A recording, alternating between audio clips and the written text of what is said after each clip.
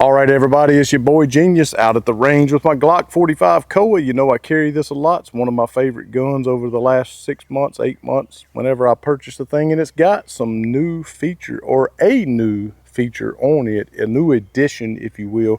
And as if you don't already know from the title, it is the Radian Ramjet Afterburner.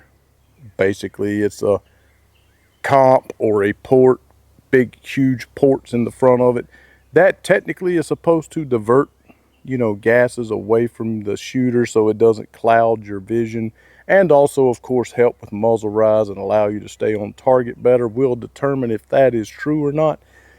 Before we get started doing that, as always, I want to invite everyone to know Jesus Christ as their Savior.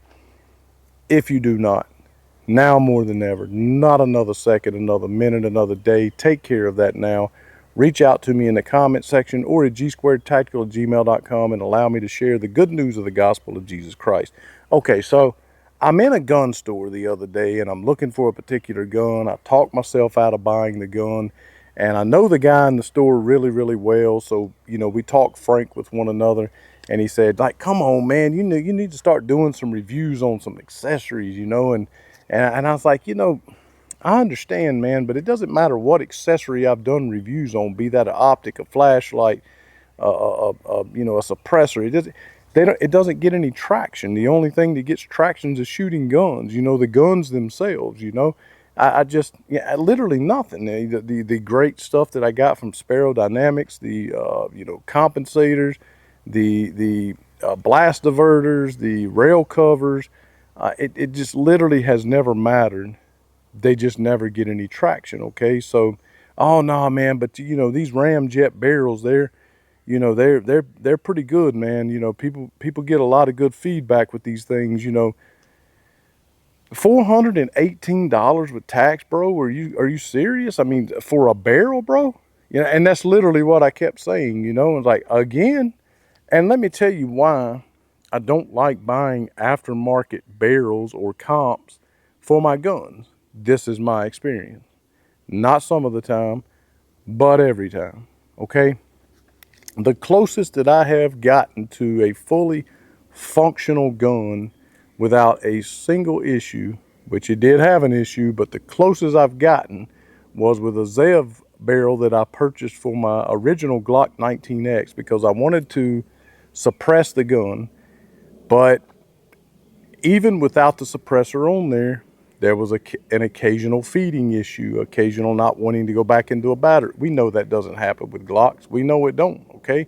I'm not a Glock fanboy, but it don't happen, right?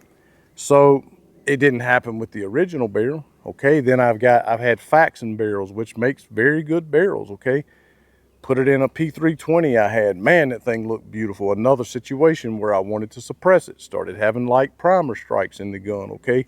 Put the original factory barrel back in there, same ammunition, wasn't a problem. So it was obviously the barrel. It doesn't matter how much I've spent for a barrel, and it doesn't matter how little I have spent for a barrel. Every time I have bought an aftermarket product for a gun, it may or may not have done the job that it was made to do, but it caused functioning problems with my guns, okay? Mostly with my Glocks, but some SIGs as well. As you saw in the opening, or me putting the videos and stuff over this, it's already proven to be true, correct? First magazine, this is a Glock mag with a Pierce grip extension, 2+2 on here. This is a Glock magazine. It's not some cheap P mag or nothing. This is the magazine that I've ran hundreds of rounds through when I reviewed this gun without an issue. So no, it's not the magazine, but in that magazine, count them, 3 failures to go back into battery or just complete stovepipes altogether, okay? I torqued it to 15 inch-pounds, just like it said.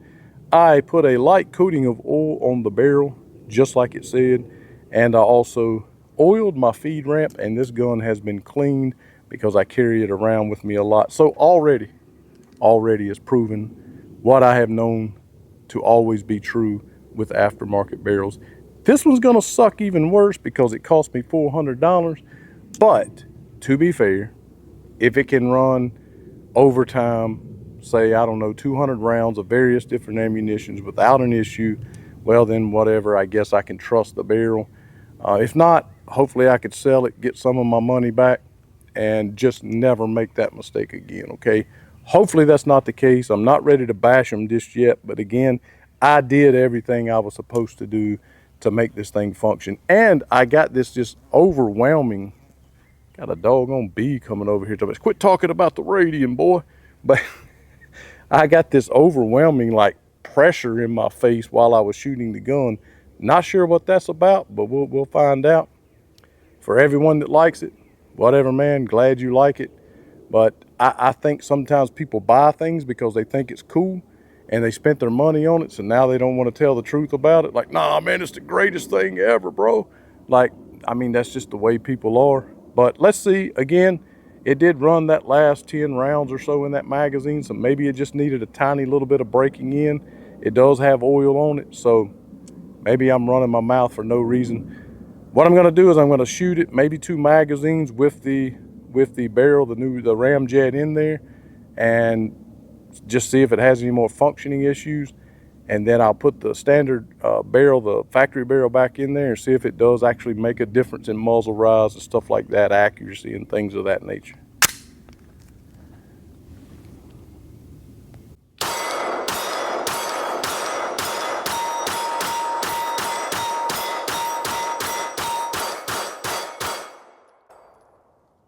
Okay, so it functioned. Okay, it went through those 17, 19 rounds without an issue. Could have just been a little break-in thing. But it's like this, I have my earplugs pushed in as far as they'll go. I wear these earplugs every time. They've always worked well for me. But it's like I have this, like it's like my head is blowing up each time I pull the trigger. It's a lot of pressure, okay? Yes, it seems to be diverting the gas. Yes, it seems, again, I'm gonna have to do it on camera to see if it makes a difference in the muzzle rise. A lot of sparks going everywhere, but it did seem to be diverting the gases, and it did seem to, again, just seem to give me a, lower recoil response, or, less muzzle rise, if you will. But we'll find out when we put the standard barrel back in here. But good news, it did function. The 17 rounds there. I'm gonna get a couple more, 3-4 more magazines loaded up, and I'm gonna shoot it here with just the barrel on there, and then we'll do the testing side by side. All right, so I have a PMag 20 rounder loaded up here, and I have a standard Glock 17 magazine. Just gonna put those two through it, and then we'll do an accuracy test and try to get a visual on whether or not it helps with muzzle rise, and talk a little bit about it overall, I suppose.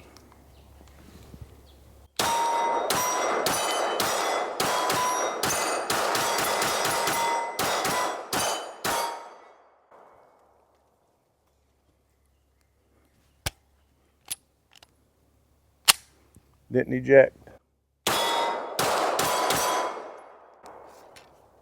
Again, I used that PMag when I did the 700-800 round review on this COA. No issue. It's not the magazine, but just in case, have a Glock magazine, Glock 17 standard mag in there.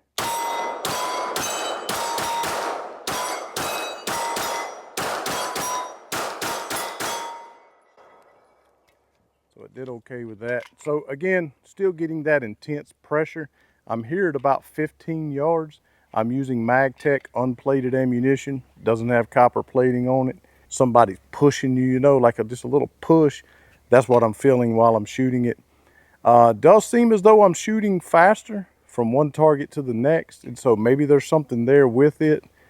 And I can't keep blaming the magazines, because like I said, it functioned fine with that magazine, and it is a Glock. It doesn't have those types of problems. So there you go. I got about another, 50, 60 rounds in, had another. It just didn't eject, okay? So that was not a failure to go back in the battery. It just did not eject the round. So that's always been my experience with aftermarket barrels, no matter how much I paid for it. And not to mention, I shot a ton of rounds through this Glock, ton. And I don't ever remember it being so hot that it almost scalded my finger as I was laying. I just now noticed that this barrel is, or this slide, should I say, is stupid hot. Okay. So if you did get this, what I'm saying right now, until we do the accuracy and the muzzle rise test, if you did get this, it would have to be a range toy. I wouldn't trust my life with it. So far anyway, I'll wait to the end of the video to say that for sure, and whether or not it's worth the $400. All right, so I have the 17 round standard Glock magazine. Going to do the accuracy testing. Okay, still running the unplated ammunition through there, MagTech. And just going to shoot. I don't know, I mean, again, because most of the accuracy on this is going to come from this amazing red dot, don't know if it's going to be any more or any less accurate, but thought it would be a good part of the video, so let's try it out.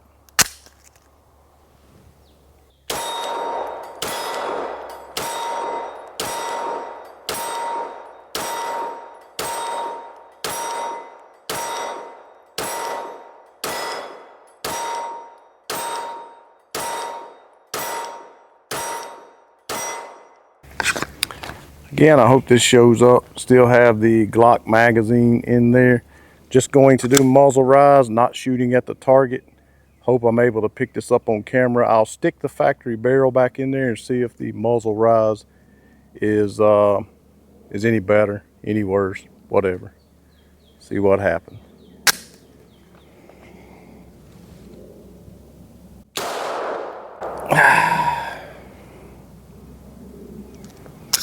Glock magazine. Failure to, yep, just didn't put the next round in.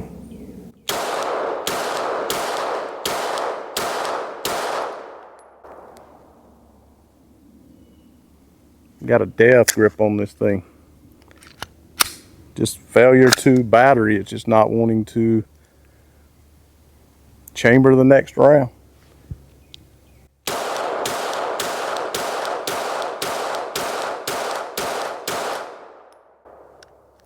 All right, so I'm gonna stick the factory barrel back in here and see if it makes a difference at all. All right, still same 17 round Glock magazine. Got the standard barrel back in there. It's getting hot. The sun's getting over here where I'm shooting at, and so I'm having to hurry up. I didn't have time to let it cool down, and I had to pour water all over the gun because it was so hot, just so I could handle it.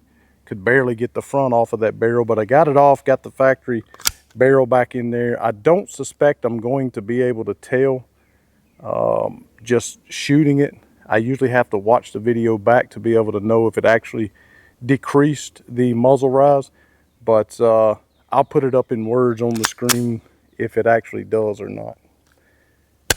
And even with pouring water all over it, I don't suspect there to be a malfunction with the factory barrel in there.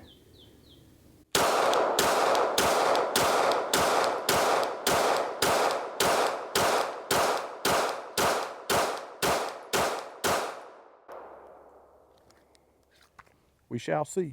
I got the Glock standard barrel still in there. Same ammunition, same Glock 17 magazine. Let's see if there's any difference at all in the accuracy from the Ramjet performance.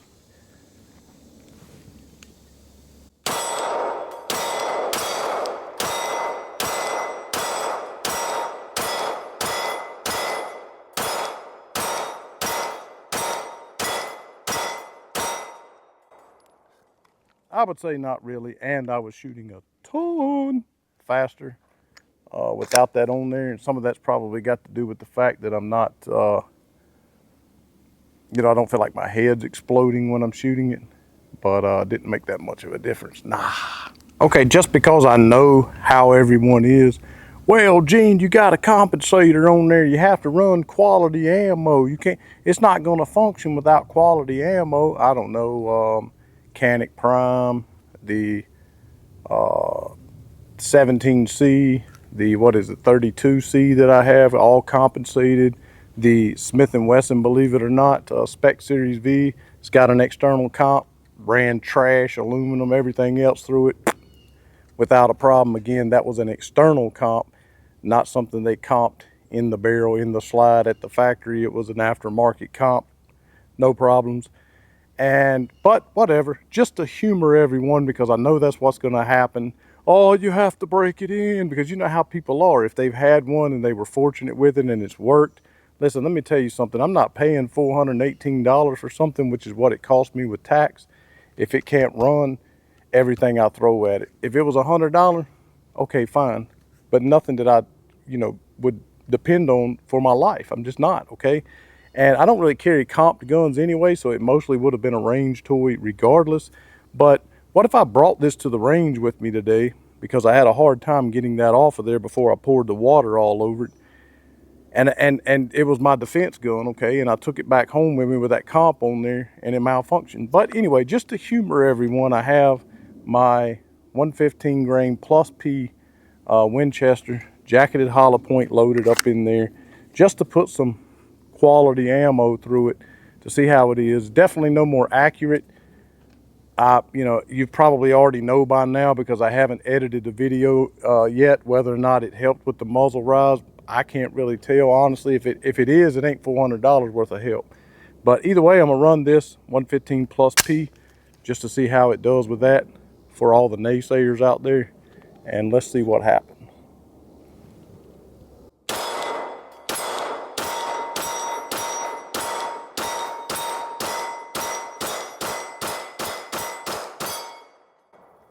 Hey, ran some quality ammo.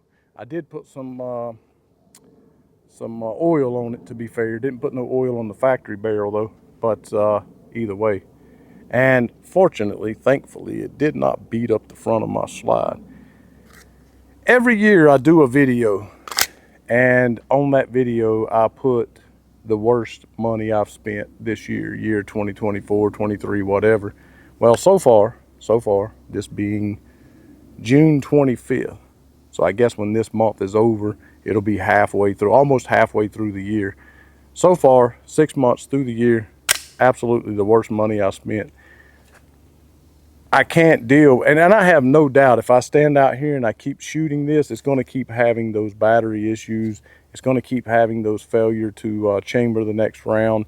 It's going to have those failures to eject, no question, because again, every aftermarket barrel or a comp or anything that I've set up that did not come that way from the factory has had problems. I got my Willer screwdriver, torque screwdriver over there. It was torqued to precisely 15 inch-pounds as it recommended, and it was oiled lightly as recommended. I oiled the feed ramp, and I even oiled the gun before I shot with it, just to be fair. I put unplated ammunition through the gun, and it just wouldn't function. Now, just because it went through that plus P 115 right there, doesn't mean if I put another one through there that it still would, because it went through a couple of magazines of the MagTech, and then boom, suddenly it starts malfunctioning, okay?